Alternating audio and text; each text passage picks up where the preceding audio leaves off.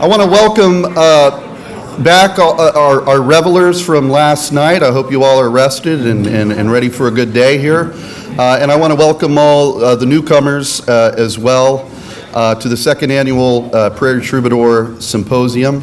It's wonderful to have you all. We've had folks traveling from all points, and I am very, very grateful for the efforts that you've made to be here. It's a wonderful thing.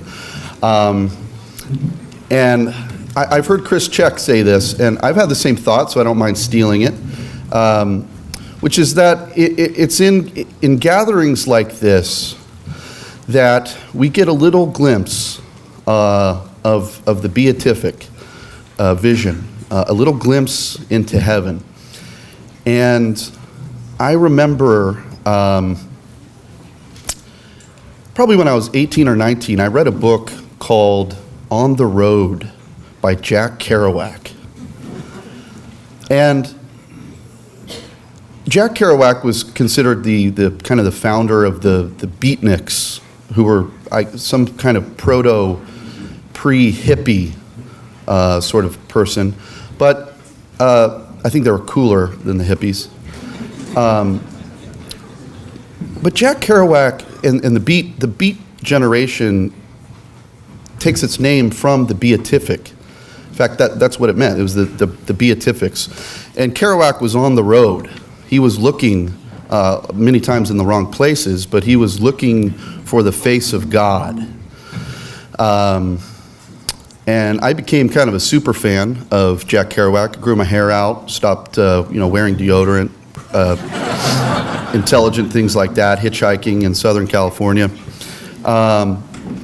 And I think my old man at a certain point kind of just put an end to that kind of nonsense, and that was good. So I got off the road. But no, I think the point is really that we are all on the road. We're all pilgrims, and this is a wonderful journey that we're on, and it's wonderful to be together as friends on that journey. And so this is a little glimpse of, for me anyway, it's a little glimpse of, I think, what the heavenly banquet will be like.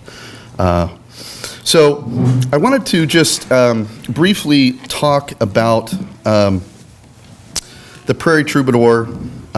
Last night I said just a few things, but I wanted to expand on it just a little bit further, and then on this year's particular topic. The Prairie Troubadour is named in honor of my father, Gerald Francis Kerr, who passed away November 11th, 2015. He was I won't try to sum up who my dad was, but he was a wonderful man, and he would have loved this. And this particular topic, I think, would have been dear to him. The imagination was something that he intuitively knew to be absolutely precious.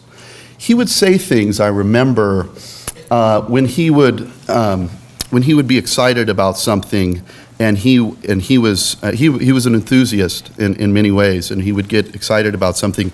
The way he would express it was, "It has captured my imagination." In other words, it had captured his heart, is what he meant by that. And when folks didn't understand something, he would say it's not in their imagination.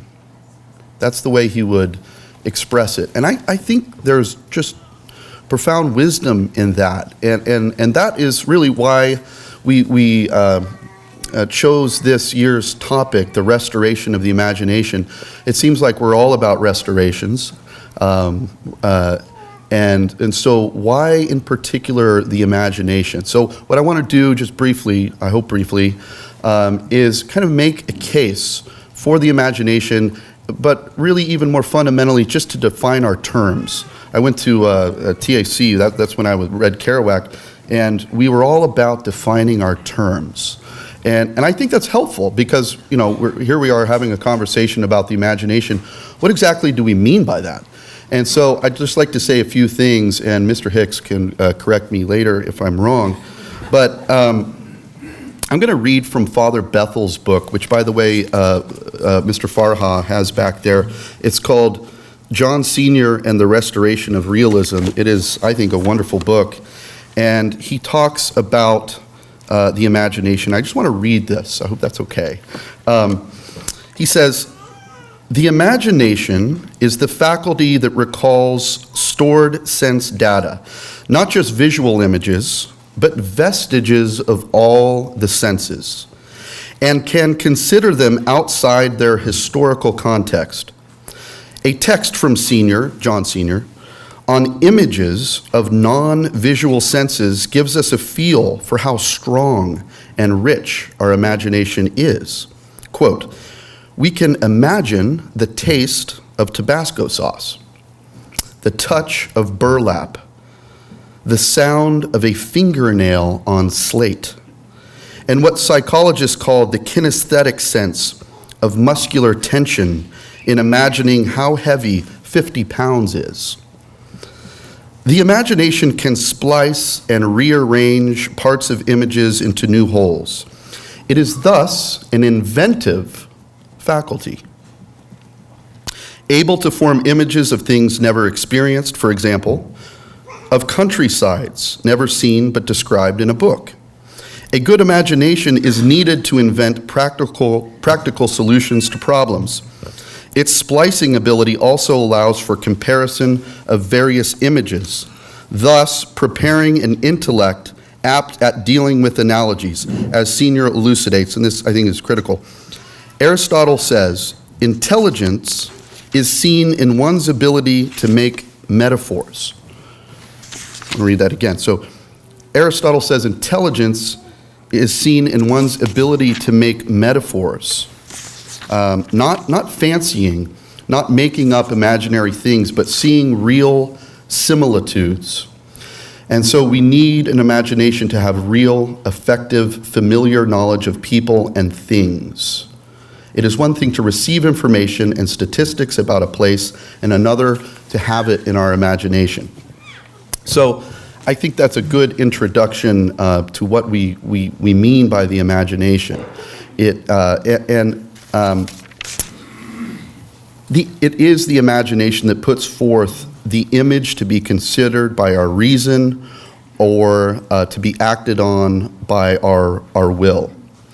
And if our imagination has been formed and steeped in the ugly, the tawdry, the cheap, then the resources at our reason's disposal, the resources at our will's disposal will be impoverished.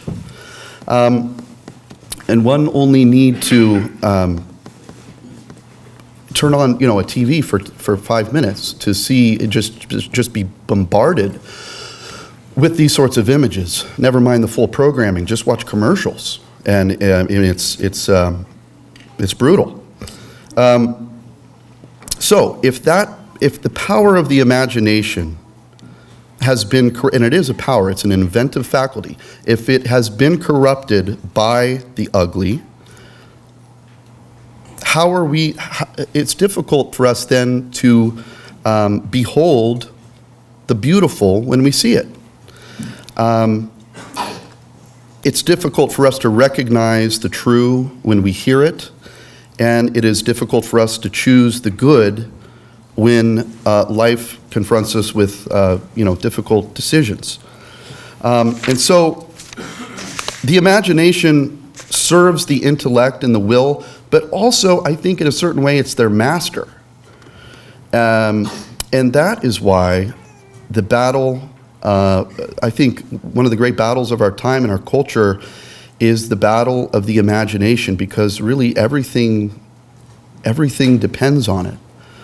It is through the imagination that we think and act. So, how do we go about the restoration of the imagination? Well, that's what I hope we begin to talk about, or continue to talk about here today.